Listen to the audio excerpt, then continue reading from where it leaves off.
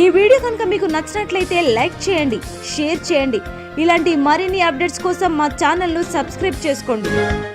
ఎటువంటి రసీదులు లేకుండా గోదావరి ఎక్స్ప్రెస్ రైలులో బంగారం వెండిని తరలిస్తున్న వ్యక్తిని అదుపులోకి తీసుకున్న సికింద్రాబాద్ GRPF పోలీసులు. అతని నుండి 947 గ్రాముల బంగారం, 475 గ్రాముల వెండి ఆభరణాలు, 1,85,000 నగదు, వీటి మొత్తం విలువ 37 లక్షలు ఉంటుందని తెలిపిన GRP SP అశోక్ కుమార్ తెలిపారు. తదుపరి విచారణ నిమిత్తం సంబంధిత శాఖ అధికారులకు అప్పచెప్పడం జరిగిందని ఆయన తెలిపారు. చెప్పండి సార్. అక్యూజ్డా కోర్టు ప్రొడ్యూస్ అవుతుంది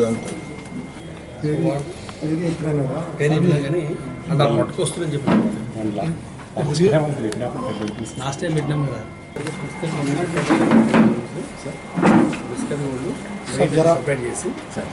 రామేశ్వర్ యాదవ్ సన్ ఆఫ్ మహావీర్ యాదవ్, ఇతను మారుతర్ ఎక్స్ప్రెస్ కొరియర్లో పనిచేస్తూ ఉంటాడు. ఇతను దాదాపు 37 లక్షల విలువైన 1 కేజీ బంగారాన్ని వితౌట్ బిల్స్ లేకుండా తీసుకొని రావడం జరిగింది. ప్రయాణికుల భద్రతగా ప్రతిరోజు నిర్వహించే చెక్కింగ్లో అతనిని విచారించగా ఇవి వైజాగ్, విజయవాడ నుండి తీసుకొని రావడం అని చెప్పడం జరిగింది. ఇక్కడ హైదరాబాద్ వాళ్ళకి దీన్ని సరఫరా నిమిత్తం తేవడం జరిగింది. దీనికి ఎలాంటి బిల్స్ కానీ ఆధారిత కాగితాలు కానీ చూపెట్టలేదు.